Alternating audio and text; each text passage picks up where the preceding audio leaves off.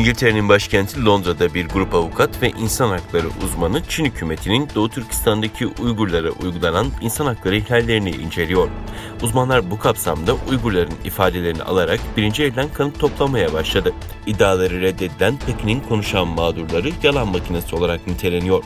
İngiltere'de adli bir makam olmamasına rağmen Uygur Mahkemesi adı altında kurulan oluşumun 9 üyesi Uygurlara karşı zorla kısırlaştırma, işkence, adam kaçırma ve zorla çalıştırma gibi suçlar hakkında birinci elden deliller topluyor.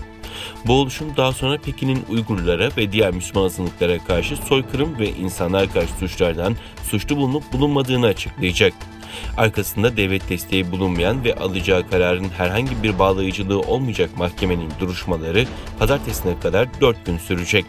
Yaklaşık 30 tanığın dinleneceği mahkemeye eski Sırbistan Cumhurbaşkanı Slobodan Milosevic'in yargılanmasına öncülük eden insan hakları avukatı Geoffrey Nice başkanlık ediyor. ABD Dışişleri Bakanlığı, İngiltere, Kanada ve Hollanda parlamentoları Çin'in Uygur Türklerine yönelik uygulamalarını soykırım olarak tanımıştı.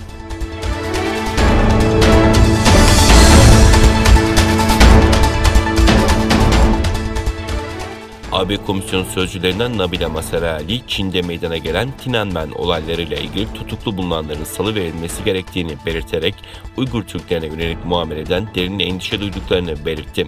Sözcü, AB, Çin otoriteleri tarafından barışçıl ve demokratik 1989 protestolarını ve kurbanlarını anarken bu olaylarla ilgili olarak ya da anma törenleri nedeniyle alıkonulmuş kişilerin ve insan hakları savunucularının derhal ve koşulsuz olarak serbest bırakılmasını istiyor dedi. Masarelli, katliamın anılması için yeni tip koronavirüs önlemlerinin izin verdiği ölçüde anma törenlerinin düzenlenebilmesi gerektiğini vurguladı. Çin'de 1989'da Nisan'da başlayıp 4 Haziran'a kadar süren ve başkent Pekin'deki Tiananmen meydanında güç kullanılarak bastırılan olaylarda resmi olmayan rakamlara göre 2000'den fazla kişi hayatını kaybetmişti. Sözcü Masarelli, Çin'in Müslüman Uygur Türklerine yönelik muamelelerine ilişkin bir soruya AB hem kamuoyu açıklamalarında ve Birleşmiş Milletler İnsan Hakları Konseyi'nde hem de Çinli yetkililerle görüşmelerinde siyasi yeniden eğitim kamplarıyla sivillerin din özgürlüklerine yönelik kısıtlamalarla ilgili açıkça ve defalarca derin endişelerini iletmiştir ifadelerini kullandı.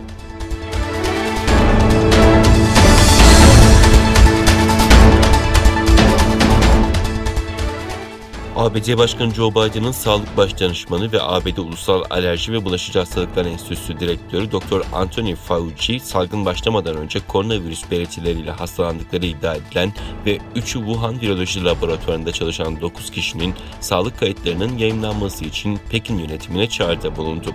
Biden'ın koronavirüsün laboratuvardan mı çıktığı yoksa hayvandan insana mı bulaştığını araştırmaları için istihbarat kurmalarına 90 gün süre vermesinin ardından ABD'de virüsün kaynağına ilişkin tartışmalar yeniden alevlendi.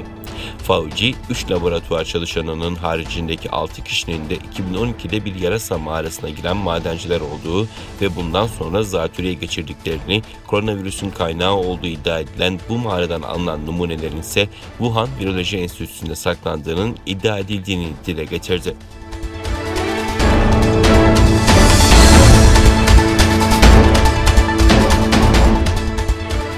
İngiltere, Brexit sonrası Norveç, İzlanda ve Liechtenstein'den ticaret anlaşması imzaladı.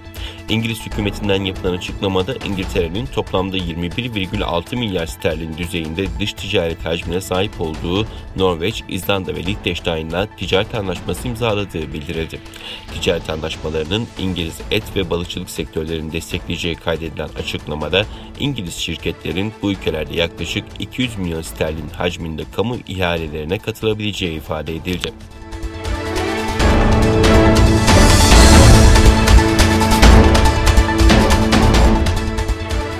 Çin'in Gansu eyaletinde bir yolcu treninin demiryolu işçilerine çarpması sonucu 9 kişi hayatını kaybetti.